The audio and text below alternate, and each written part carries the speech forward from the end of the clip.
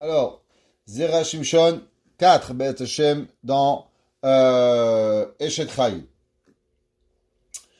On avait parlé dans la fin de la semaine dernière à propos du pasouk que nous étions en train de parler de Batach Balev Baala Veshala lo yersar Gemala tout tov elora. Une femme, elle n'a à son mari que du bien, pas du mal. Kol yeme chayea, tous les jours de sa vie. Kol yeme chayea. On avait demandé la question, pourquoi on dit Kol yeme chayea? On souhaite la bienvenue à Madame Ben Dayan. Bonne soirée, Mazal Tov, Baruch haba. Alors, on demande, pourquoi c'est marqué Gemalatu Tov Velora et elle lui donne du bien Kol Yeme Chayea. Qu'est-ce que ça veut dire? Nous dit le Zera Shimshon. Pourquoi une femme, elle donne du bien à son mari seulement durant sa vie? Dainu, que veut dire? Hatov ve'abracha sheba'a lebet ba'ala al yada. Il faut savoir, comme on avait commencé à expliquer la semaine dernière, que la seule bracha et toute la bracha qui vient à un homme, elle ne vient seulement et uniquement grâce à la femme. La femme, elle amène à la maison tout le shefa, toute la bracha, tout ce qu'on peut imaginer, elle vient grâce à la femme. Velama bracha dafka ba'al yada. Et la question, en vérité, on peut se demander, pourquoi la bracha vient pour la femme? Quand le mari ne fait pas la tefilin, le mari va pas, il fait pas la tefila. Quelle est la raison pourquoi la bracha d'un foyer juif, il ne provient que à travers la femme? Pourquoi la femme, en vérité? Qu'est-ce qu'elle a de plus que le mari? Pourquoi la femme, elle a mérité à cela que vraiment c'est elle qui amène la bracha à la maison? Nous dit le Zera Shimshon, la raison pour cela, Velora mishum she'ena ose shumra ve'ena mo'elet beva'ala. Il explique et il dit, la raison à cela, c'est qu'une femme, elle est dévouée à 100% à son mari. Et puisqu'une femme, elle est dévouée à son mari, alors quand elle est dévouée à son mari, c'est pour ça que la bracha, elle rentre à la maison. Une femme, elle se lève le matin, toute sa volonté, c'est quoi? Elle n'a qu'une seule volonté. Elle n'a pas 50. Elle a la volonté seulement de faire plaisir à son mari, de faire plaisir à sa maison.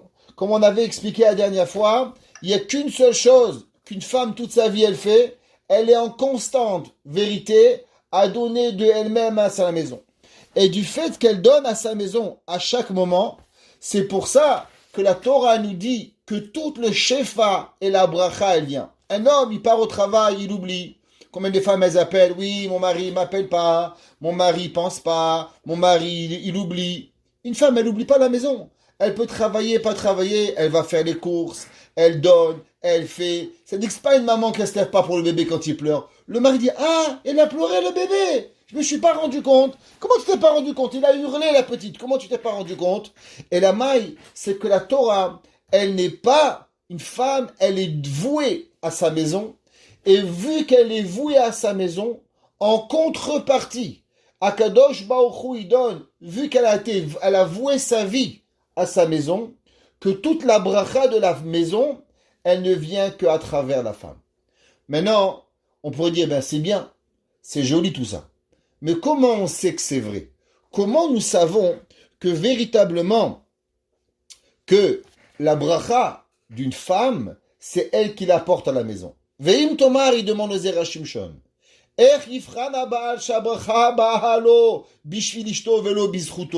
Peut-être que le mari pense, moi je suis un grand Mekoubal, je suis un grand Baal Chesed, je fais plein des mitzvot, et c'est grâce à moi que tout arrive. D'où est-ce qu'on sait véritablement que la bracha, elle provient de la femme, et elle ne provient pas du mari? Et il dit, le Zera Shimshon, c'est ça que Shlomo HaMelech nous a dit dans Tehilim. D'où est-ce qu'on voit? Kol Yeme Chayea.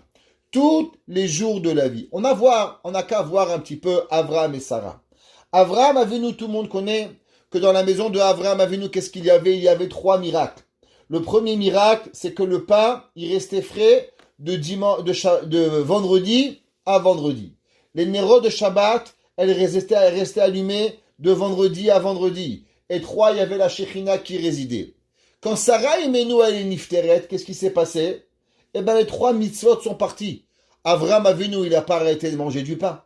Avram Avinu, il a continué d'allumer les nérodes de Shabbat. Parce que les nérodes de Shabbat, elles sont indépendantes du homme ou de la femme. Un homme qui vit tout seul, il a aussi la mitzvah d'allumer les nérodes. Seulement la femme, à cause qu'elle est à la maison, alors automatiquement, on lui a donné cette mitzvah. Et aussi, à cause que la femme, elle veut du shalom bay dans sa maison, alors on lui donne d'allumer. Mais si une femme, elle est à l'hôpital, par exemple, ou une femme qui est malade, elle a l'obligation d'allumer les nérodes. Donc Avraham Avinu, même si Sarah Imenu, elle est morte, il a allumé les nérodes. Pourquoi le miracle, il n'a pas continué? Pourquoi la bracha de la chala, elle n'a pas continué? Avraham Avinu était tzaddik. Il dit à Avraham Avinu que si je voulais savoir, et si on veut prouver que tout le bien que j'ai eu, il n'a été que grâce à Sarah Imenu, Gemalat ou Tov Elora, elle ne lui a donné du bien à chaque seconde de sa vie.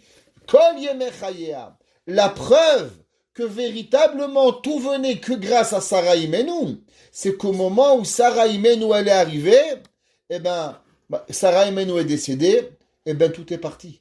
Combien de fois on voit un homme qui avait une bracha, il avait une compagnie, il avait un shefa, il avait toute une entreprise, et le jour où sa femme elle meurt, tout lui disparaît. Pourquoi? Parce que Behemet, la bracha dans un foyer, elle ne vient que à travers sa femme. Et c'est pour ça qu'Avram, il a dit, Kol Yemechaya, la preuve que tout le shefa que j'avais, il venait de Sarah, parce que tant que Sarah était en vie, c'est là véritablement que j'ai eu ces miracles. Le jour où c'est tombé, malheureusement, on a pu voir que Sarah Imenu, elle a tout perdu. Kemosh Pirej Rashi, Vainachem Yitzchak Achare Imo, Shekeshemeta Sarah, Paska Habracha Minaïsa. Qu'au moment où Sarah Imenu, elle est décédée, comme on a prouvé, alors nous voyons que tout a été perdu, tout est tombé, et que Sarah Imenu, elle avait la bracha qui lui a été perdue.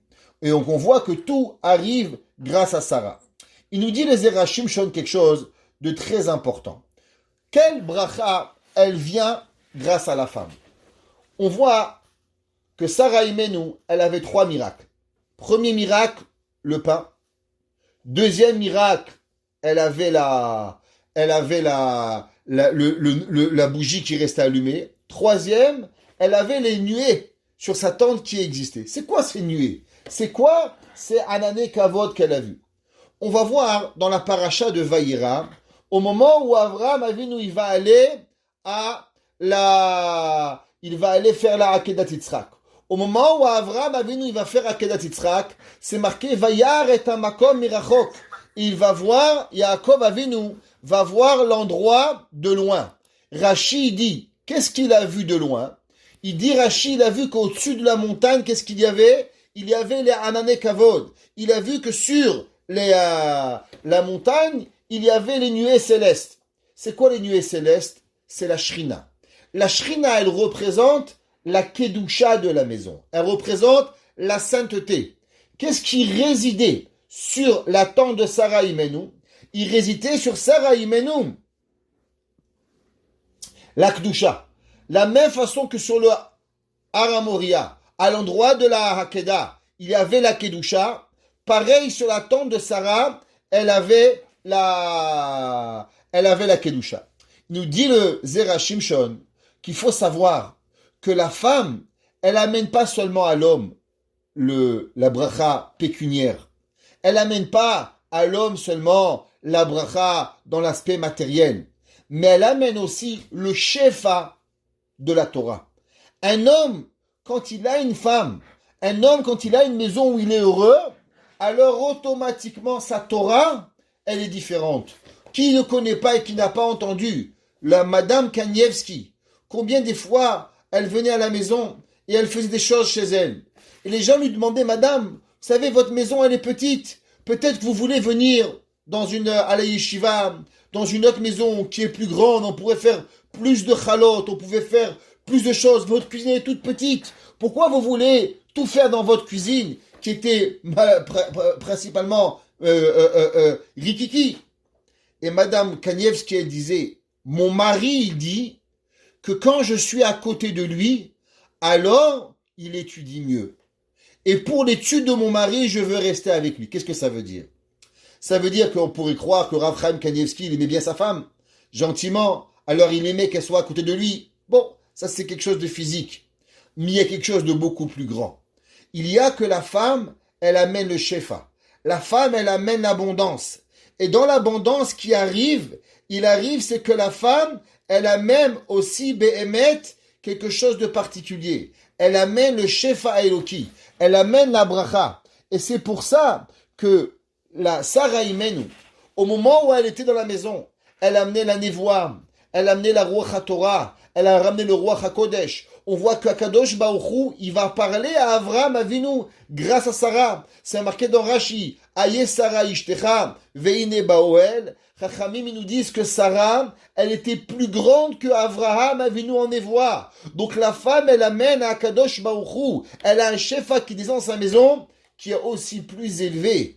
Et c'est pour ça que très souvent, on voit que des hommes, après que leur épouse, elle part de ce monde, lo aleinu velo alechem, or, non seulement la bracha pécuniaire, non seulement la bracha physique, même l'âme la Torah, on le voit diminuer. On voit l'homme qui va comme perdre une partie de lui-même. On va voir l'homme qui va plus être capable d'étudier comme il étudiait avant. Pourquoi? À cause que Behemet, il faut savoir que la femme, elle amène quelque chose d'extraordinaire à la maison. Pareil, on voit que Sarah Imenu, elle avait apporté à Avraham Avinu cette émouna totale. Sarah Imenu, qu'est-ce qu'elle lui a fait? Au moment où Avraham Avinu, il a demandé à Sarah Imenu, Sarah a dit que tu es ma sœur.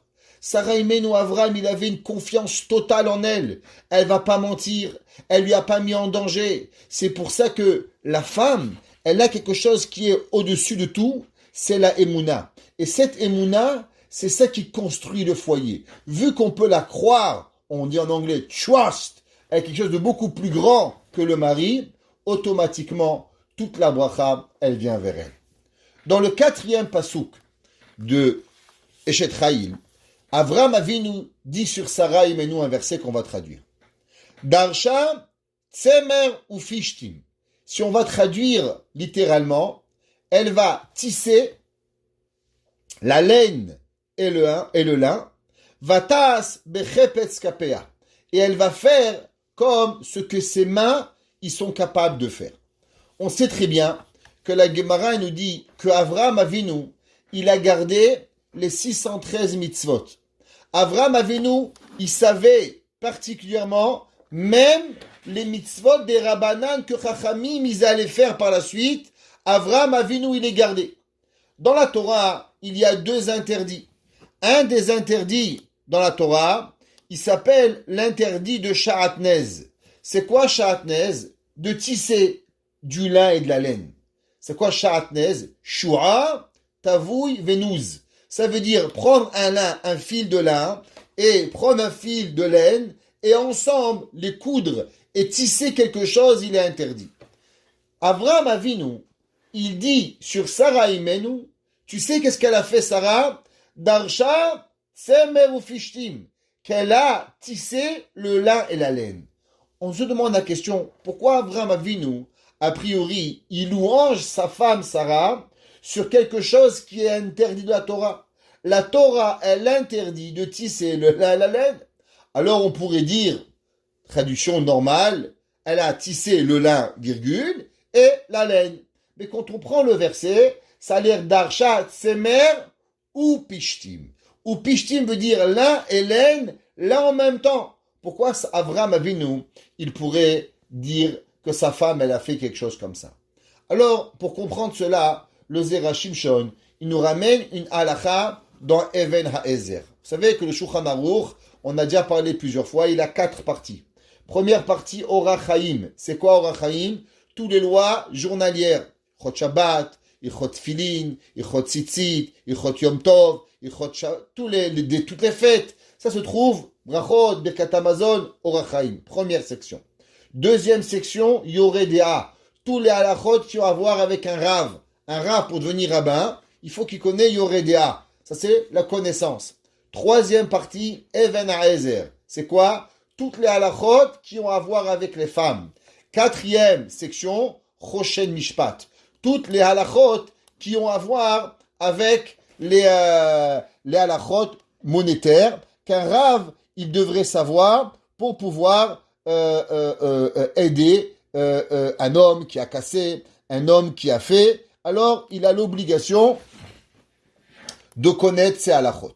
Le Shulchan Aruch, dans Siman P, il écrit la chose suivante. Le Shulchan Aruch, il écrit, et il nous écrit, qu'il y a certaines halachot qu'une femme, elle doit faire à son mari, et qu'une femme, elle est, on pourrait dire, engagée au moment qu'un homme et une femme, ils se marient. Alors, à l'époque, on pourrait dire même aujourd'hui, quand on se marie, on a un commun accord, certains engagements que la femme, elle a envers le mari, et le mari, il a envers la femme. D'après la Torah, par exemple, la parnassa, elle appartient au mari. Le mari, il a l'obligation de nourrir sa femme. Le mari, il a l'obligation de s'assurer que sa femme, elle ne manque de rien et qu'elle a ce que toutes les femmes de la ville, elles ont habituellement, elles doivent avoir. Le Shulchan Aruch, il dit la chose suivante.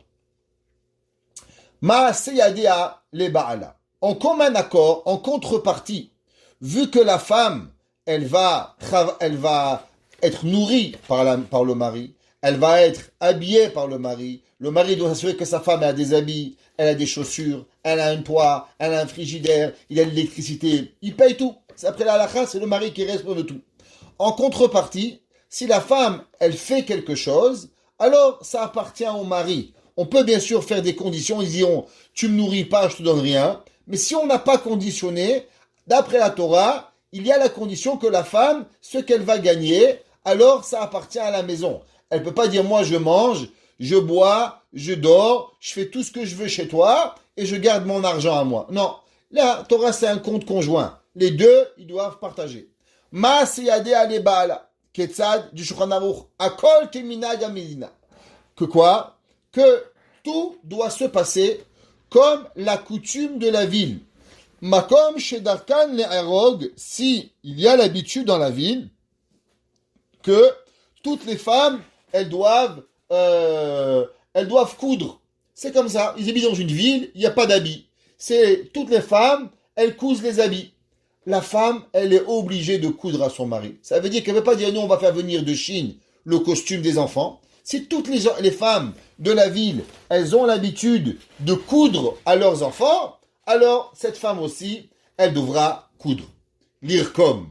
Si par exemple, vous savez, je ne sais pas si vous avez connu, mais les grands-mères, ce qu'elles faisaient, alors elles faisaient comment on appelle ça, elles brodaient. Alors si dans la ville, les femmes par exemple, elles coupent pas, mais elles brodent, elles ont la coutume de broder. Madame, elle doit broder. Comme toutes les femmes de la ville. D'accord? Les tavot, tsemer ou pishtim. Maintenant, si dans cette ville, les femmes, elles ont l'habitude aussi de tisser le fil. Bien sûr, aujourd'hui, ça ne s'applique pas parce on coupe plus. Mais à l'époque où les femmes, elles faisaient le tissage, elles prenaient, elles filaient le fil. Si dans la ville, c'est comme ça l'habitude, on n'achète pas le filage et on le fait à la main. Alors quand on se marie et on habite à Montréal, alors on habite, exemple, à Montréal, ouais, hommes et femmes, on a l'habitude de pelleter la neige. Et le premier qui sort, il pète la neige. Qu'est-ce qui se passe si une femme me dit, moi je ne pète pas la neige, c'est que mon mari. Bah, si tout le monde y pète la neige, madame, elle n'a pas le droit de dire je veux pas. Ou à l'inverse, si à Montréal ou à Côte-Saint-Luc peut-être, il n'y a que les hommes qui pètent la neige, alors la femme, elle peut refuser de pelleter la neige. Elle dit, moi, c'est pas dans mon contrat. Si toutes les femmes, elles pètent pas la neige, moi, je suis pas obligé de pelleter la neige. Vim lo haya derech neshair lasot kol hamelachot. Aelu eno kofé. Il dit le Shulchan Aruch, qu'est-ce qui se passe si j'habite dans une ville qui sont riches? Là-bas, tu habites Deal, New Jersey. Là-bas, tout le monde y roule en BMW. Là-bas, tout le monde il est sur la plage, en maillot, en train de prendre le soleil. Et là-bas, le mari lui vient et dit, moi je veux que tu tisses, moi je veux que tu couds. Tu ne peux pas l'obliger. Vu que tu l'as mariée et tu l'as dit qu'elle va habiter dans New Jersey, elle fait comme toutes les femmes. Si toutes les femmes, elles n'ont pas l'habitude de coudre, ou bien de tisser, ou bien de filer, ou bien de faire aucun des travaux, eh bien la femme, elle est exemptée de faire ce travail. Le mari ne peut pas dire chez moi, ma mère, ma grand-mère, mon arrière-grand-mère. On s'en fout de ta mère, on s'en fout de ton père. On veut savoir quand ta femme, elle habite dans telle ville, elle va se comporter comme tout le monde. Elle ne peut pas être différente et tu ne peux pas traiter ta femme différent, moins bien que ce que toutes les femmes de la ville, elles sont traitées. Dit le Shulchan Aruch, Ela le tavot atzemer bilvad. Pourquoi? Il dit il n'y a qu'une seule chose, que une femme, on peut l'obliger à faire, c'est à tisser le fil. C'est la seule chose qu'on peut obliger à faire. Seulement la laine et pas le lin. Pourquoi la laine et pas le lin? Parce que le lin sent mauvais et que même si une femme, le mari peut des fois l'obliger, mais vu que le lin, il sent très mauvais, la femme peut refuser de faire un travail qui va être dénigrant aux yeux des gens, aux yeux de la ville. Ve'osta yoter, et si elle a fait plus, miara ouila, amouar, miara ouila, amutar la baal. Maintenant, si elle a fait plus qui était à elle, alors automatiquement, elle a été à elle. Le Shulchan Aruch continue et il dit que qu'est-ce qui se passe s'il y a dans une ville que les femmes ne font rien du tout. Elles n'ont pas l'habitude de faire, elles ont 50 bonnes. Il y a certaines choses que le mari, il peut obliger la femme de faire. Pourquoi? À cause que la Torah nous dit qu'une femme qui fait rien, alors elle va malheureusement pas faire de bonnes choses. Le Shulchan Aruch est écrit comme ça ici, dans Seif Zayin, vous voyez ici. Ichnisalo shifra, il lui a mis des bonnes. O nechassim, shiraou liknot bahem shifra achat. O shayalo mamon, ou bien il était riche, il avait de l'argent, il avait un palais, il habitait au palais de Buckingham Palace, s'il faut. Ouais. Shifra achat, eno matrenet, elle va pas pétrir. Velo ofa, elle va pas cuire, Velo mechabeset, elle va pas laver le linge. Velo tevenifne behemto, elle va rien, elle fera rien de tout ça. S'il lui a donné deux femmes, alors elle va encore diminuer tout ce qu'elle a à faire dans la maison et elle peut diminuer plus de tâches elle a et plus elle va être riche, elle va en avoir moins. Dieu Shulchan Aruch. Tout ça, on ne peut pas l'obliger. Et là, et il dit le Shulchan Aruch, qu'est-ce qui se passe si maintenant, le mari, il y a certaines choses qu'il veut demander à sa femme. Alors, il dit qu'il y a des choses qu'on a le droit de demander. Pourquoi? À cause que si elle fera pas, elle fera rien du tout. Malheureusement, elle va arriver à s'ennuyer. Et quand elle va s'ennuyer, alors elle risque de créer des problèmes. Et quel problème elle risque de créer? Comme toute personne qui est malheureusement ne rien faire à la maison, amène notre tête à faire des avérotes, amène notre tête à vouloir faire ce que l'on ne doit pas faire. Dit le Zera Shimshon la chose suivante.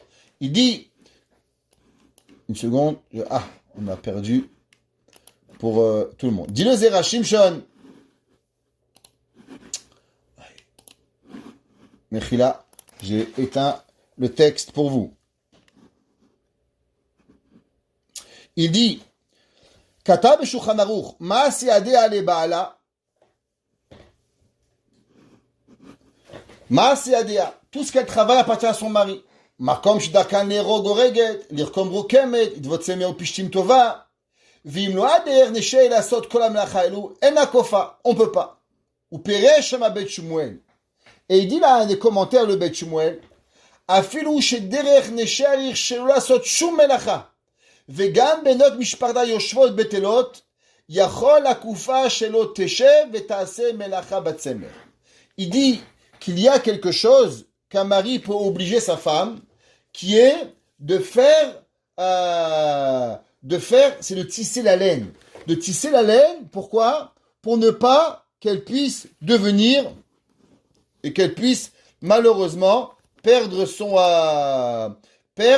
et ne rien faire. Et il explique quelle est la raison pourquoi. Alors on a ici, dans la Gemara, dans Masechet Ketubot, la Gemara dit, voici les travaux qu'une femme, elle fait à son mari.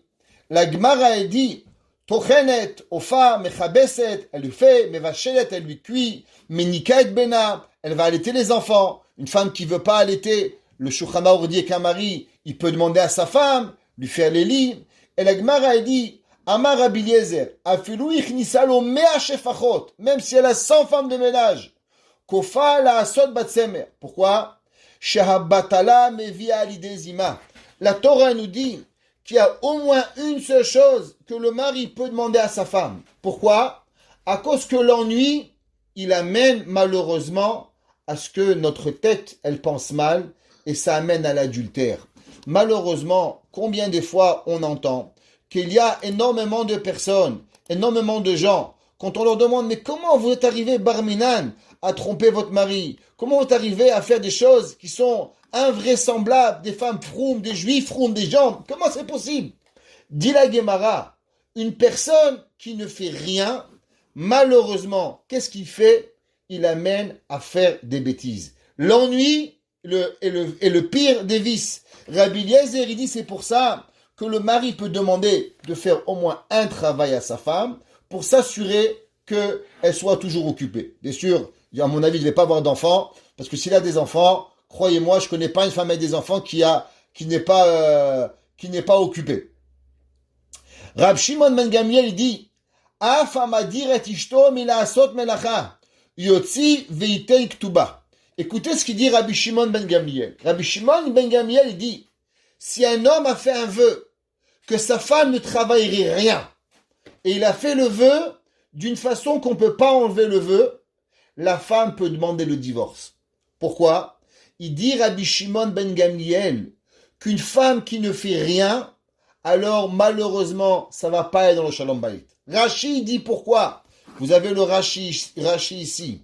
Il dit Rashi, Shimum Shigaon.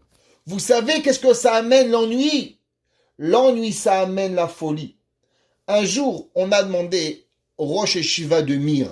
Il y a deux yeshivas de Mir. Il y a une en Israël et une à New York. À New York, il y avait un Rosh Yeshiva qui s'appelle le Kitra Shel Torah. Il a écrit un livre qui s'appelle le Rav Berenboim. Ouais, il a écrit son livre qui s'appelle Kitra Shel Torah et Bekor et Shemo. C'est le livre qu'il a écrit le Rav Shmuel Berenboim, qui était à New York. Et un jour, on lui a demandé à Rav Shmuel Berenboim, Rabbi, je comprends pas. Pourquoi seulement au XXe siècle, on a commencé à parler de dépression? Il a dit, pourquoi au XIXe siècle, XVIIIe siècle, il n'y avait pas tout ça? Qu'est-ce qui s'est passé là? Freud, monsieur Freud, il est arrivé à la fin du XIXe siècle, début du XXe siècle, de nous parler de dépression. Qu'est-ce qu'il avait? D'où il a commencé la dépression? Pourquoi la Torah, elle en parle très très très peu, et aujourd'hui, on a tellement de dépression? Il a dit le Rav Shmuel Berenboim, vous savez pourquoi les gens dépriment? Parce que les gens s'ennuient. Il a dit avant, un homme il se levait le matin, aux aurores, 7h du matin, 5h du matin, dès qu'il faisait le premier jour, il prenait sa pelle, sa pioche, il allait travailler. La maman, elle avait la vaisselle à la main, elle avait le linge à la main, elle s'occupait des enfants, et coud, et nettoie, et fait. Le papa, il arrivait à la maison. Vous croyez qu'il avait du temps à se demander avec sa femme, pourquoi t'as fait ça, et pourquoi t'as fait ça, et comment t'as acheté? Il était tellement fatigué, il rentrait à la maison, il mangeait, il faisait mincha, arrive, il étudiait un petit peu, et allait dormir, basta, la journée, elle venait. Ni se bagarrer, ni se déprimer, ni rien. Il a dit, Rav Shmuel Berenboim, vous savez d'où viennent tous les problèmes de l'Amérique? C'est que les gens, ils s'ennuient. Qui a dit ça? Rashi. Rashi a dit Shimum Shigaon. Vous savez pourquoi un homme, Même s'il est millionnaire, il peut demander à sa femme, s'il te plaît chérie, fais quelque chose à la maison. Ne reste pas sans rien faire. Si un homme, il empêche sa femme de travailler. Si un homme, il dit, moi, je veux pas que ma femme elle travaille, tu restes à la maison, qu'est-ce que je fais? Je m'ennuie. Elle peut demander le divorce. Pourquoi? Parce qu'une femme a le droit de ne pas devenir folle. Le travail, c'est la santé. Ne rien faire, c'est la conserver. Ouais, qu'on a l'obligation de devoir rester sain mentalement. Le Rabbeinu Obadiah Barthénora, il dit pourquoi une femme, elle peut demander à travailler. Pourquoi un mari peut demander ce que sa femme, elle soit occupée. Il dit, Bahala, que les personnes qui travaillent pas, alors elles vont devenir peureuses, elles vont devenir soucieuses de tout. Et on ne peut pas vivre avec cela. Et il dit, Shelo tavi zima, velo shelo tavi shigaon ubala. On a trouvé 3 raisons maintenant. Pourquoi une personne, elle doit être occupée? Elle doit être occupée, malheureusement, parce que quand on s'ennuie, alors on fait des bêtises. Homme ou femme, un homme occupé n'a pas le temps de faire des erreurs et d'aller voir ailleurs. Une femme occupée, Baruch Hashem, ses enfants, son mari, sa maison, son travail, aujourd'hui plus que toujours, les femmes, on leur a donné le travail, on leur a pas enlevé le travail de la maison. Elles font un et plus. Et les hommes, ainsi. Et un homme qui travaille pas ou une femme, il y a encore 2 problèmes. Il y a la peur et il y a la folie, la dépression. C'est pour ça qu'on est obligé d'aller travailler. Et il dit, qu'est-ce que ça veut dire? Qu'un homme, il peut pouvoir et devoir faire ce travail. C'est pour ça que, c'est quoi la Eshet Chayil? Ki en derer she'ar nashim la'asot shum melacha. Ena rotza leshev betela. Qu'est-ce que ça veut dire une Eshet Chayil? Qu'est-ce que ça veut dire une femme qui est vertueuse? Là, on va s'arrêter 2 secondes. Souvent, ceux qui suivent mes cours, ils ont déjà appris. Il y a une question qu'on ne demande pas. Est-ce que c'est permis ou c'est interdit? La Torah, c'est pas du permis et de l'interdit. La Torah, c'est un seul mot. Est-ce que c'est la chose à faire? Est-ce que telle action, elle est une bonne chose à faire? Est-ce qu'elle apprend des bonnes midotes? Elle n'apprend pas des bonnes midotes. Quel est véritablement ce que Akadosh Baruch Hu, il veut de moi? Souvent, on a répété dans plein de cours que l'erreur des gens, c'est alok vodarav, c'est permis. Et même si c'est permis, est-ce que tu penses parce que c'est permis, c'est cette façon que l'on doit faire? Une personne, elle est à la maison, Baruch Hashem, elle travaille pas, elle a quoi? Enfin, toute ta vie, tu vas passer à commander chez Blossom à manger. Toute ta vie, tu vas aller à la Marguerite. Tu veux pas une fois dans ta vie apprendre à faire des chalotes. Toute ta vie, tu vas aller écouter monsieur le rabbin comment faire ta chose. Va, apprends-toi un Shulchan Aruch, va étudier. C'est vrai que tu peux demander toute ta vie des halachot au Rav. Va apprendre. Demande qu'est-ce qui est permis. Demande qu'est-ce qui est interdit. On a fait un cours il n'y a pas longtemps sur le Shabbat. Les gens, ils ont Shabbat synonyme dormir. Est-ce que c'est ça Shabbat? Shabbat, c'est faire la sieste. Shabbat, c'est pas se reposer. C'est pas parce que Hachem, il s'est reposé pendant 24 heures que tu dois tellement recopier à Kadosh Baruch Hu à venir à dormir toi aussi pendant 24 heures. C'est pas ça le but. Alors, c'est quoi une Eshet Chayil? Qu'est-ce que ça veut dire? Il dit, Vegam ena mamtenet shebaala yekufenet votsemer. Ela me'atzma doreshet ou mevakeshet. Il dit le Zera Shimshon. C'est quoi une Eshet Chayil? Une Eshet Chayil, elle est une personne qui va jamais se suffire avec ce que je suis obligé de faire. Vous savez, c'est marqué dans la Gemara. La Gemara dit Ezohi Isha Keshera, quelle est une femme qui est cachère, bonne, pieuse. La Gemara dit c'est Yael Eshet Cheverakeni. C'est Yael, femme de Cheverakeni. Un des grands commentateurs, le Maharsha, qui était cette semaine, c'était la Iloula, le Maharsha, ouais, même à Torah Box, ils en ont fait un article. Alors, dans le Maharsha, un des grands raves, il a demandé, je comprends pas. Pourquoi la Gemara, elle a dit que Isha Keshera, c'est Yael? Mais il y a plein d'autres femmes. Il y avait Rachel, il y avait Rivka, il y avait Sarah, il y avait Myriam, il y avait Dvorah. Pourquoi on a choisi seulement Yael? Qu'est-ce que Yael avait de particulier? Et il a dit la chose suivante. Yael, elle est Eshet Chayil, à cause que Yael a compris un problème qu'il n'y avait que elle qui pouvait comprendre. Avec qui a été mariée Yael?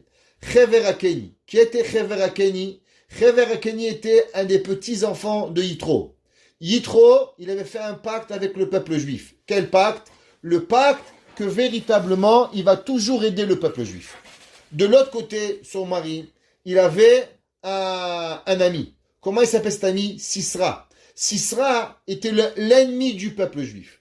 Yael a vu que son mari, il avait une difficulté. Quelle difficulté? La difficulté que d'un côté, en étant les descendants de Yitro, il devait être bien avec le peuple juif. De l'autre côté, son amitié avec Sisra, il la mettait en difficulté. Pourquoi? Parce qu'il ne savait pas Kenny. Est-ce que j'aide les juifs ou j'aide mon ami Sisra? Yael a compris le problème. Qu'est-ce qu'elle a fait? Elle a résolu le problème. Elle a fait venir Sisra. Elle a pris, elle lui a coupé la tête. Comment tu as coupé la tête à Sisra? Pourquoi? Dit la Gemara, Ezo Isha Keshera, Osa Retson Baala. Qu'est-ce que ça veut dire? La Torah nous apprend le Yesod du Shalom Bayit. C'est quoi le Yesod du Shalom Bayit? Et c'est ça que le Zerachim Shon explique ici. Il dit le Yesod du Shalom Bayit. Vous savez, si vous avez été marié avec un homme ou une femme, qu'il faut tout lui dire. Et il fait tout. Tu dis, chérie, achète-moi des fleurs. Achète des fleurs. Chérie, tu peux me cuisiner? La madame cuisine. Chérie, tu peux m'aider à le linge? Et il vous fait tout, elle vous fait tout. Je vous garantis que vous allez avoir le pire des Shalom Bayit. Pourquoi? Parce que vous allez en avoir marre de demander. Il n'y a rien de pire dans une relation que vous êtes en constante demande. Mais vous vous demandez, mais Ribono Shelolam, après 20 ans de mariage, après 10 ans de mariage, après 30 ans de mariage, il y a une personne qui m'a dit, aujourd'hui, 52 ans de mariage, il a toujours rien compris, mon mari. Je n'arrivais pas à croire. Ça m'a fait mal au cœur. Bémet, j'avais le cœur qui saignait. Comment c'est possible? 52 ans de mariage, ton mari comprend toujours pas ce que tu as besoin. 50 ans de mariage, tu sais toujours pas ce que ta femme elle a besoin. Et même si le mari est l'homme le plus gentil du monde, il va le faire. Mais ça, c'est pas Eshet. C'est quoi Eshet? C'est quoi le succès du mariage? Le succès du mariage, c'est quand une personne, elle a compris les besoins de l'autre et elle attend plus à ce que toi tu veux. Il dit, le Zerachim Shon, qu'est-ce que ça veut dire? Darshat Semer. Sarah Imenu, même que, en vérité, Avraham Avinu, il y avait plein de choses qu'il ne demandait pas à Sarah Imenu. Parce que Sarah Imenu était occupée avec Achnat Tochim, et elle avait plein de choses, elle pouvait faire. Mais vous savez qu'est-ce qu'elle a pu faire, Sarah Imenu? Sarah Imenu, elle a compris ce que était le ratson de Avraham Avinu, et elle est venue donner à Avraham, sans que Avraham Avinu Behemet, il a besoin de comprendre. Et vous regarderez le Midrash Tanchuma. Il dit le Midrash Tanchuma, c'est quoi Darshat Tsemer ou Fishtim? Il dit Tsemer, c'est Yitzhak. Pishtim, c'est Ishmaël. Sarah Imenu, elle a compris qu'en vérité, Avraham Avinu, il avait un dilemme dans lui, qui était comment nourrir et faire grandir Yitzhak, et avec un fils qui s'appelait Ishmaël. C'est vrai que Ishmaël était le fils de Yitzhak, mais au fond de lui, il savait que véritablement, on devait séparer Ishmaël de Yitzhak. Seulement Avraham, il était rempli de chesed. Avraham, il n'arrivait pas à faire cette décision. Sarah Imenu, elle va faire la décision pour lui. Avraham va pas être capable. Avraham va dire, mais c'est pas possible. Hachem ne peut pas me demander de me renvoyer mon fils. Moi, j'invite tous les gens de la terre, je renvoie mon fils. Je sais que c'est la chose à faire, mais je peux pas le faire. Il va dire à Kadosh Baruch Hu, Kol asher tomar elecha Sarah shema bekola. C'est pour ça qu'une femme, comment elle s'appelle normalement? Une femme, elle s'appelle Ezer Kenegdo. C'est quoi Ezer Kenegdo? Ça veut dire qu'il y a des fois des choses, un homme, il comprend pas, il sait qu'il a besoin. Il sait que telle chose, elle est importante. Seulement, il comprend aussi que de l'autre côté, il n'est pas capable de le faire. Il n'est pas capable de faire ses décisions. Combien de fois, par exemple, un homme, il veut aller étudier la Torah. Après, il dit non, ma femme, elle peut pas rester seule. Madame dit, monsieur, oublie, arrête tes bêtises, va au kollel, prends une chavruta, elle achète une gemara, elle lui fait. Et automatiquement, qu'est-ce qui arrive? Ça le pousse à pouvoir faire. Pareil dans un couple. Dans un couple, qu'est-ce qui arrive? Combien de fois, madame, elle a besoin de quelque chose? Seulement, elle a pas, elle pense à tel enfant, elle pense à tel là. Peut-être que je m'achète pas une paire de chaussures, peut-être que je m'achète pas un lit, peut-être que je m'achète pas une robe, peut-être que je m'achète pas n'importe quoi. Ça, c'est la vie. Et qu'est-ce que la Torah, elle nous fait? Le mari vient et tu veux savoir? Va au-dessus. Fais ce que ton épouse ou ton époux, il a besoin, sans même qu'il te le demande. Il dit le Zerachim Shon, c'est quoi Eshet Chayil? Qui en derer she'ar anashim la'asot. même que c'est pas l'habitude des gens de faire. Mais toi, tu sais c'est quoi le derrière de ton mari. Tu sais ce que c'est le derrière de ta femme. Tu sais qu'est-ce que BMF, eux, ils ont besoin. On va prendre un exemple. Rabbi Akiba et Rachel. Est-ce que vous pensez que Rabbi Akiba, il avait envie de partir 14 ans de la maison? Rabbi Akiba, il savait pas. Il connaissait pas encore l'amour de la Torah. Comment il va pouvoir partir de la maison pendant 12 ans? Qui va lui apprendre? Rabbi Akiba, il était mort de honte. Le Midrash, il nous raconte que Rabbi Akiba, il est parti au Talmud Torah. Et on s'est moqué de lui. Il a dit, je vais pas repartir. Sa femme, elle l'a renvoyé une deuxième fois. Il a dit, ça y est, c'est fini, je peux pas. Qu'est-ce qu'elle lui a fait? Elle lui a fait acheter un âne, où l'âne était tellement vieux qu'il avait des bosses. Elle va prendre l'âne, elle va le remplir des bosses, et elle va planter des graines. Et les graines, elles vont pousser sur le dos de l'âne. Elle va dire, maintenant, on repart dans le marché. Et qu'est-ce qu'elle a fait? Elle va voir que les gens ils vont se moquer 1 jour, 2 jours, 3 jours, et au bout d'un moment, ils vont arrêter de se moquer. Et Rabbi Akiba, il va dire, t'as vu, il se moque plus. Et ben, il va dire, toi, pareil, qu'est-ce qui se passe? Toi aussi, on s'est moqué de toi 1 jour, 2 jours. Mais le 3e jour, ils vont oublier de se moquer de toi. En vérité, je vous pose une question. Pourquoi Rachel a fait tout ça? Elle avait tellement pas envie de son mari à la maison. Tellement elle n'avait pas envie que son mari parte pendant 24 ans. Tellement elle n'aimait pas son mari. Ton mari ne veut pas rester à la maison, c'est quoi le problème? Rivka, Rachel, elle aimait son mari 100 fois plus que vous imaginez. Seulement, Rachel, la femme de Rabbi Akiba, elle a compris qu'en vérité, Rabbi Akiva, il avait un amour extraordinaire. Rabbi Akiba, quand il avait écouté les Talmidei Chachamim étudier, quand il avait vu l'eau, Avanim, Shechaku, Amaim, son amour était extraordinaire dans la Torah. Seulement avec le temps, il s'est fait moquer. Parce que les gens qui pensent que le sentiment, ça n'existe pas, ça c'est pas des humains. Ça c'est des machines. La Torah ne nous demande pas d'être une machine. La Torah nous demande d'être un humain. Un homme, on se moque de toi. Tu as de la peine, c'est normal. Tu hurles, c'est pas normal. Tu frappes, t'es un idiot. T'es un méchant, on peut rien faire pour toi. Mais le sentiment, il est émette. Je viens dans la rue et je me moque de vous. C'est normal que vous allez avoir de la peine. Qu'est-ce que vous allez faire? C'est d'avoir TV. Rabbi Akiba, le grand maître, il n'arrivait pas. Il avait l'archouma, il ne pouvait pas repartir. Rachel, elle lui a dit, je sais c'est quoi ton ratson. Le ratson de Rabbi Akiba, c'est de devenir Rabbi Akiba. Sinon, Rabbi Akiba, il n'aurait pas fait tout ça. Alors Rachel, elle a dit, tu sais, je vais prendre mon mari et je vais le pousser jusqu'au bout pour qu'il arrive à son ratson. Ça veut dire que pas toutes les femmes, elles vont prendre leur mari, elles vont l'envoyer de la maison. Il n'y a personne qui dit là que tout bas, c'est écrit que tu vas le faire. C'est pas écrit nulle part. Seulement les mariages réussis, c'est quoi les mariages réussis? On peut être un mariage où on fait des coches. C'est bien, tu fais la vaisselle, je fais la serpillière, tu fais le toilette, je fais la douche, t'amènes $100, je te cuisine, on peut tout faire. Mais c'est le mariage le plus platonique qui existe. Le bon mariage du monde, c'est quand on va pas faire comme les autres. Quand la femme elle va faire pour le mari ce que le mari il a besoin, même si la femme, il n'y a personne qui va le faire. Le mari, il va faire à sa femme ce que la femme, elle a envie, sans même que personne y le fait. C'est pas important.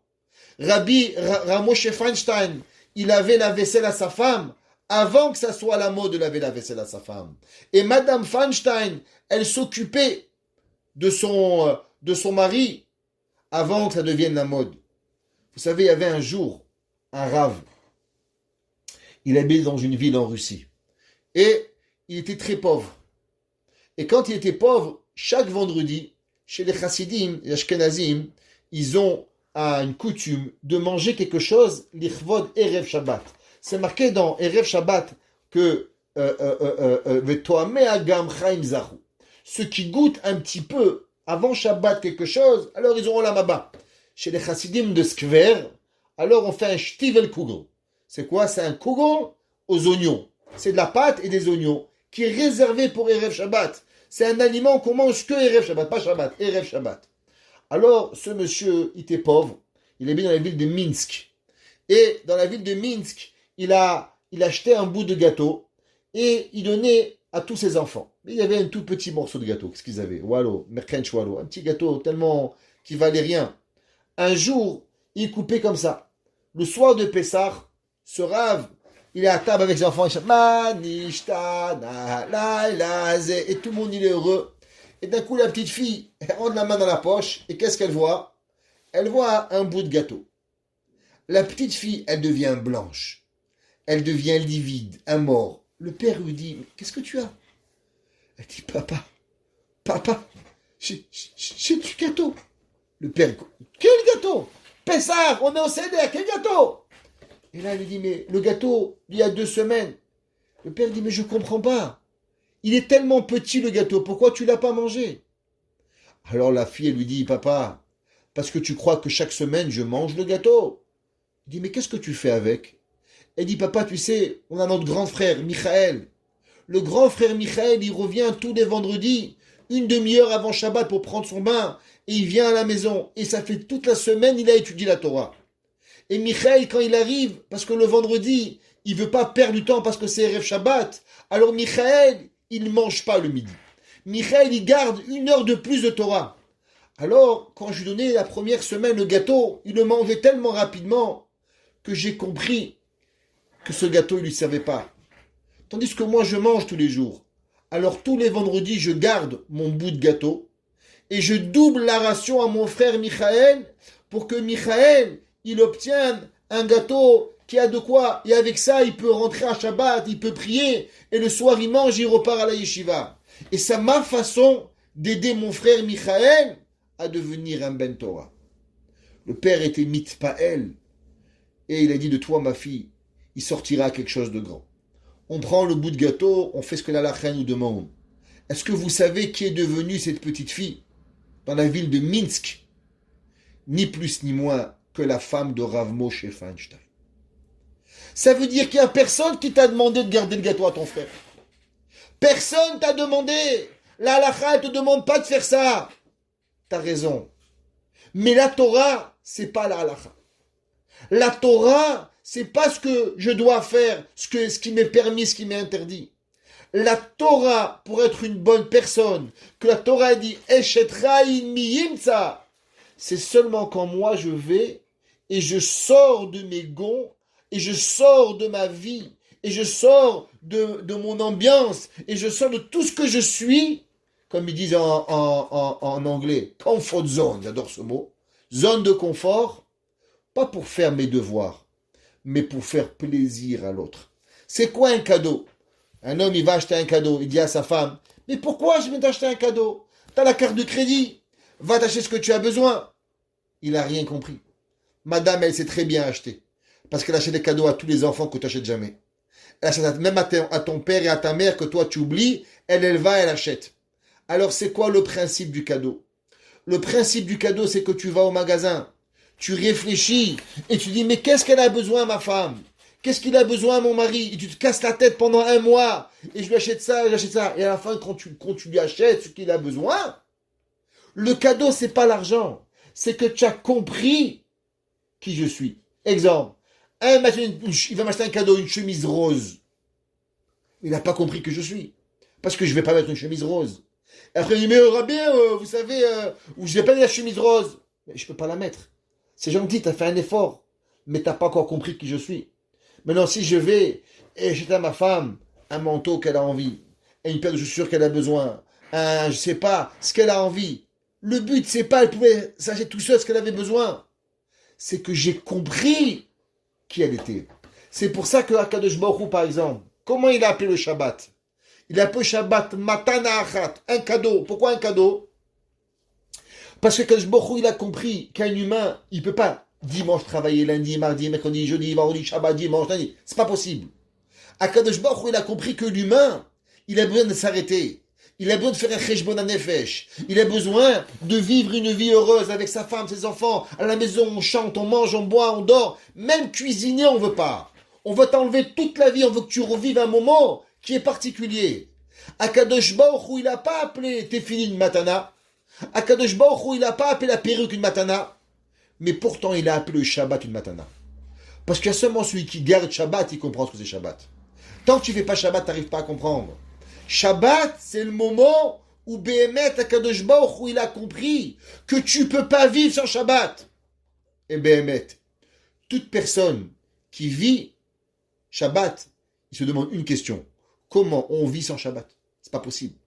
C'est pour ça que ça s'appelle une matana. Et c'est ça que le Zera Shimshon, il dit, que Sarah Imenu, elle avait des bornes, elle était millionnaire, elle avait de l'argent. Seulement Darshat Semer. Avraham Avinu, il savait qu'elle voulait qu'il lui tisse le costume. Alors elle aurait pu le faire par quelqu'un d'autre. Mais elle va pas le faire. Parce qu'elle va comprendre le besoin de son mari. Veloda Shemevak Tatsemer. Elle a af hapishtin. Maintenant, elle, il y a des gens, ils font seulement ce qui sont faciles. Comme on a dit au début, qu'il y a certaines choses qu'on ne peut pas obliger une femme à faire. Par exemple, tisser le lin. Pourquoi? Parce que ça sent mauvais. Et même si le mari veut, il ne peut pas obliger sa femme. Et même s'il va au Bédine, on ne va pas l'accepter. Sarah imenu darshat semeru pishtin. Qu'est-ce que ça veut dire darshat semeru pishtin? Ça veut dire que, très souvent, on fait naturellement ce que nous, on sait faire. Mais ce qui est difficile pour nous, on ne le fait pas pour l'autre. Avraham Avinu, il dit, tu sais pourquoi ma femme, elle a eu le titre de Eshet Raïl? Tu sais pourquoi notre mariage, il va tenir? On a dit au départ, c'est Tsemer ou Pishtim, c'est Avraham et Yitzhak et Ishmaël. Sarah Imenu, elle va faire tout ce qui est difficile pour elle. Sarah Imenu, elle a jamais pu mentir de sa vie. Et pourtant, au moment où son mari va lui dire, faut que tu mens, tu vas mentir. Sarah Imenu, au moment où elle va devoir faire ce qui lui est difficile, il va faire.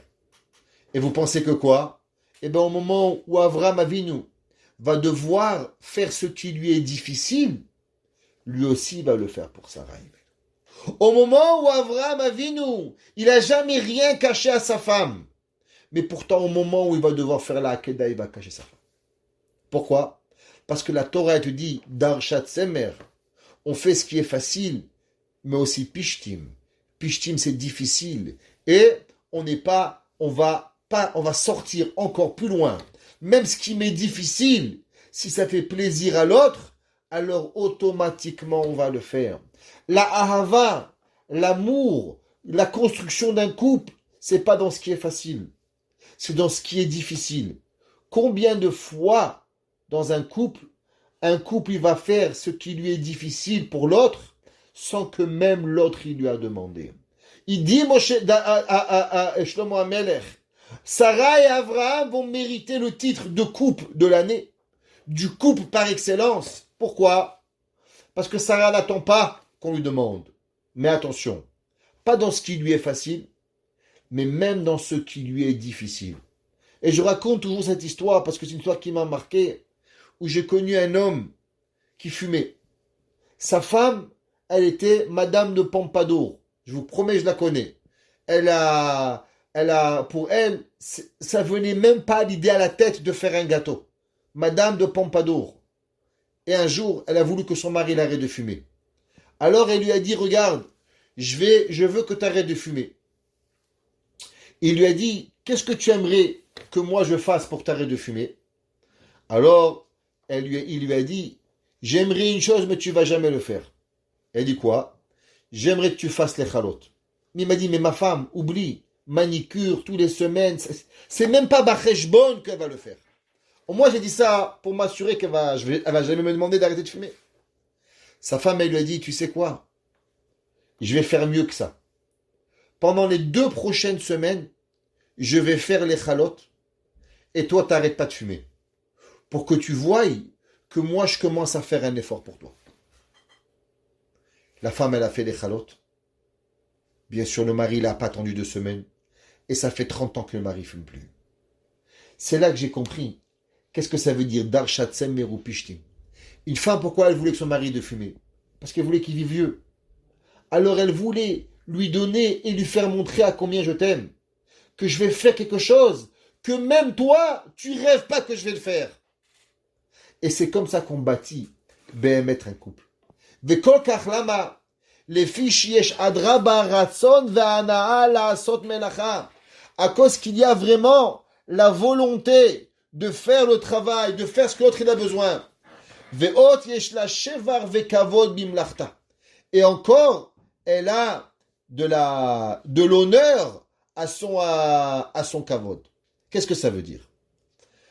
La Gemara dans Masechet Baba Metzia page 38. La Gemara dit au nom de Rav Kahana.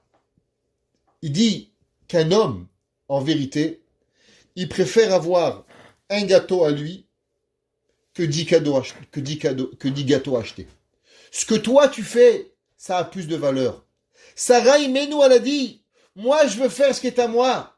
C'est pour ça que même si en vérité on peut tout acheter, même si on peut tout avoir, moi je préfère avoir ce que j'ai besoin. Et dit Rashi pourquoi? Rashi dit, Chaviva alav aliede she'amal bahen. Vous savez pourquoi votre épouse, elle devient chère à vos yeux? Pas parce qu'il est beau et pas parce qu'elle est belle. Pourquoi la Torah dit, pourquoi tu préfères ton gâteau à moitié raté que les gâteaux de chez Blossom qui coûtent une fortune et qui sont magnifiquement bons? Il dit Rashi, tu sais pourquoi? Parce que les gâteaux que tu as fait, tu t'es fatigué pour. Le gâteau que tu es parti acheter, c'est pas très compliqué. Quand tu te fatigues pour ton mariage, quand tu te fatigues dans les efforts qui sont difficiles, tu sais qu'est-ce qui arrive? Eh bien, il devient cher ton mariage. Un jour, il a dit le Rav Moshe Feinstein. Rav Moshe Feinstein, on lui a posé une question. On dit, Rabbi, est-ce qu'on peut faire qui douche sur un verre jetable? Et il dit, à partir du moment où on a des verres jetables, alors les mariages, les divorces, ils vont augmenter. Il dit, quel est le rapport? Et il dit, le jour où tu laves plus un verre, le jour où tu manges en papier, le jour où tu laves plus des fourchettes, où tout est jetable, eh bien ton mari et ta femme sont aussi jetables. Parce qu'il n'y a plus de fatigue. Parce qu'on s'attache à ce qu'on fatigue. On a tous, malheureusement, un enfant un peu plus difficile que l'autre. Quel enfant on aime le plus? Faut pas le dire à nos enfants. L'enfant avec lequel on s'adonne et on se fatigue, notre cœur, il est pour lui. Le mariage, que tout va bien, mais le mariage où tu fais un effort terrible, alors automatiquement, tu arrives et tu peux le faire. Le Zera Shimshon, il continue et il dit, c'est pour ça, même si les fruits, ils sont pas de bonne qualité, mais quand c'est les tiens, alors c'est bien. Et bien pareil le mariage. Ton mari, il n'est pas le meilleur. Ta femme, elle n'est pas la meilleure. Mais tu t'es fatigué pour lui. Tu t'es fatigué pour elle. Et bien, elle devient le meilleur. Le Midrash, dans Shir HaShirim, il écrit, c'est ramené dans la Gemara, dans les Darim, page 49b. La Gemara dit, Gedola melacha, shemechabedet et ba'alea. La Gemara a dit, elle est grand le travail qui va honorer ses patrons. Et la Gemara dans Masechet Yoma dit, En chokhma la isha, ela bepalech. La Gemara dit, le savoir d'une femme, c'est comment tisser. On va comprendre ce que ça veut dire. Vechen ou omer, vekol isha chokhmat lev beyada, tavu. On voit qu'il y a une chokhma particulière avec le tissage. C'est quoi le tissage? Pourquoi la Gemara elle dit que la chokhma de la femme c'est le tissage? Pourquoi le tissage? La réponse, elle est simple. C'est quoi le tissage? C'est prendre deux fils qui sont séparés l'un de l'autre. Ouais, comme on dit en français, deux diagonales, deux lignes perpendiculaires qui vont jamais se rencontrer. Et pourtant, on les prend. Et la femme, elle va les prendre, elle va les tisser ensemble. La chokhma de la femme, la chokhma de la maison, c'est quoi? Un homme et une femme sont deux éléments totalement distincts. Un, il est sikhli, un, il est rikshi, un, il regarde d'un côté, un, il est nerveux, un, il est patient, un, il est gentil, un, il est comme ça, un, il est... Chacun de nous, on a une différente façon. La chokhma, c'est bepalech. C'est savoir tisser les choses qui sont dans les deux opposés. Abraham Avinu dit, Dar shatzem erufishtim. Tu sais, c'était quoi Sarah? Sarah Imenu, elle avait la qualité de prendre les extrêmes et pourtant de les transformer en quelque chose d'extraordinaire. Maintenant, il y a des gens qui vont le faire et quand ils vont le faire, ils vont être fatigués. Exemple, il y a des femmes qui vont cuisiner Shabbat. elle va cuisiner, elle va préparer tout le Shabbat, la vérité. Il arrive vendredi soir, elle s'effondre sur le fauteuil. Pas de kidouche, pas de motzi. Madame, qu'est-ce que tu as fait? Qu'est-ce que tu as fait? Ou bien le mari travaille toute la semaine, il dit, moi je travaille pour mes enfants. Moi je travaille l'été, je travaille, c'est que pour mes enfants. Moi je veux rien, c'est que pour mes enfants. Mes enfants, je travaille. Il arrive vendredi soir, il fait kidouche sur la table. Où est tes enfants? Où est ta femme? Vas-y, chante, fais Shabbat, fais Kdusha, joue un jeu avec eux, donne-leur de la simcha. Qu'est-ce que tu leur fais montrer? Shabbat est égal à la sieste, encore une fois. Où la madame, elle a travaillé tellement dur et qu'est-ce qu'il arrive à la fin? Il arrive, c'est que les enfants, ils voient une maman sur le fauteuil. Ah, moi aussi, j'ai besoin de me reposer. Shabbat, c'est pas le repos. Shabbat, la Kedusha, elle te repose. Ta Neshama, elle te repose. Qu'est-ce qu'il écrit ici? Il dit le Zerachim Shon. Regardez les mots. Il dit, Veko Kachlama. Les fichesh la Adra Baratson. Elle a la volonté. Vehana et du profit. La Asot Melacha. Un homme, il va y préparer un mariage de son fils. Est-ce que vous connaissez un gars, il a travaillé, il s'est fatigué, sa fille, il a acheté la robe, tout. Il a dit, ah, maintenant je suis fatigué, je vais dormir. Il ne va pas, faut venir au mariage. Il dit, ah, ma fille, 6 mois de préparation, je peux pas. Il dit, mais c'est fou, papa, tu dormiras demain. Il dit, non, maintenant je fais une sieste. Mais papa, tu vas tout gâcher, tu vas tout rater. Le but, c'est pas seulement de faire. Beaucoup de gens s'arrêtent et ils font, c'est vrai. Mais il y a quelque chose de plus. C'est de le faire avec volonté. Pas comme si on vous a écrasé. D'avoir du profit de ce qu'on fait.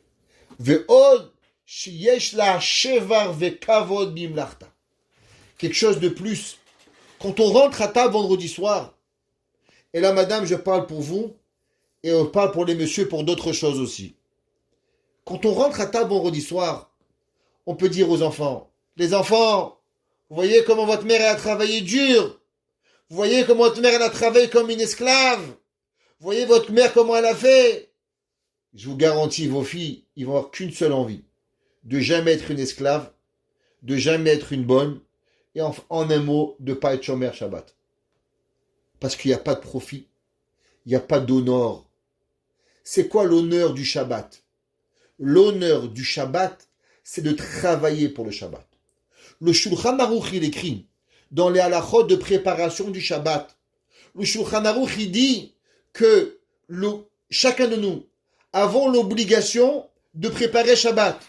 Et il dit, même un Rav, même le Gadol Ador, et la Gemara, il amène la Gemara dans Masechet Shabbat et dans Masechet Kiddushin, que la Gemara a dit, Rav Machi Reisha, que Rav il coupait les têtes, un il salait les poissons, un il faisait, parce que préparer le Shabbat, c'est un kavod. Ça veut dire qu'il y a des fois un travail, on peut le regarder, et on peut dire, Meskin, mon fils, qu'est-ce que tu fais?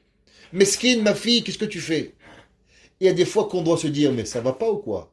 Meskin, à toi que tu vas acheter les salades tous les Shabbats. Meskin, à toi que tu sais pas le bonheur de préparer Shabbat. Meskin, à toi que tu sais pas ce que ça veut dire se lever pour pouvoir sentir la maison qui sent le pain extraordinaire. Meskin, à toi que quand tu vois ta table Shabbat vendredi soir, elle t'a mis 20 heures de préparation et que la Makat Shabbat, elle vient chez toi. Quand il arrive ton Pessah, tu as travaillé pendant 1 mois, tu t'es déchiré. Mais quelle simcha tu as, le moment du Seder où ton mari et tes enfants ils vont dire Kadesh. Et tu sais Kadesh, la Kedusha elle vient chez toi. Uchatz, Akadosh Baruch Hu, il te lave de toutes tes avérotes qui arrivent. Et là, à ce moment-là, tu te dis, mais est-ce qu'il y a une simcha plus grande que ça? Ton mari va à la yeshiva, il se déchire la tête. Un Tosfot, une Gemara, un Rashi, un Reb Kibaiger, il est en train d'apprendre. Est-ce qu'il y a une plus grande simcha quand il rentre à la maison et qu'il a appris une sugya, il a avancé, il a compris? Alors on peut revenir du kollel. Ouais, je suis parti au kollel. Ouais, c'était dur la vérité. Mais est-ce que nos enfants ils vont vouloir? Est-ce que nous on profite de tout ça? Il dit les Zerachim Shon, c'est pas tout de faire. C'est pas tout de comprendre. Mais vous savez, la cerise sur le gâteau, pour que véritablement, tout ce qu'on a fait, on reçoit le sachar, ça demande 3 choses. D'abord du ratson, de la volonté. 2, du profit. Et 3, d'avoir de l'honneur de ce que nous avons fait. C'est pas un déshonneur. Le Shulchan Aruch dit que préparer Shabbat, c'est l'honneur pour nous de préparer Shabbat. C'est un kavod pour nous. Et on terminera. Le Rambam, il écrit, et dans la Hadlakat Nerot de la Menorah, allumer la Menorah le jour, tous les jours dans la Beth Amikdash, on allumait la Menorah. Il dit le Rambam, l'allumage de la Menorah était permise par n'importe qui, même quelqu'un qui n'était pas un Kohen. Mais nettoyer la Menorah, seulement les Kohanim. Pourquoi? Parce que le Rambam, il dit que allumer, c'est un honneur. Ça, tout le monde peut le faire. Mais il y a certaines choses que c'est seulement les gens intelligents qui comprennent. Un Kohen qui vivait dans le Beth Amikdash, il pouvait comprendre qu'il y a une mitzvah d'allumer et une mitzvah de nettoyer. Et de la même façon qu'il y a une récompense pour celui qui prépare, qui nettoie, il y a une bracha, une récompense pour ceux qui nettoient. Les gens normaux, ils voient seulement l'extérieur. Alors pour eux, allume la menorah. Nettoyer, ça demande véritablement une compréhension des mitzvot au-dessus de tout. Ça, c'est comme un Kohen. Il y a deux genres de maisons. Il y a des gens de maison qu'on aime faire seulement ce qui est beau. C'est bien. Et il y a des gens qui c'est encore plus. Que même ce qu'on n'a pas l'habitude, même le pichtin, même le lin qui sent mauvais, même tout ce qui arrive et qui ne doit pas arriver, Béhémet, on le fait. Mais non seulement on le fait, alors on a le ratson de le faire. On a la volonté, on a le plaisir de le faire. Et quand je le fais, alors je m'en honorifie de ce que j'ai fait. Et c'est ça, Darshat, Semer ou Fishtim, elle a pris sur elle, elle a tissé le lin et la laine, et elle a donné, Vataas Bechefetz Kapea. Elle a fait avec la volonté. Bechefetz, elle n'a pas fait Neged Kapea, Asta Vataas Bechefetz.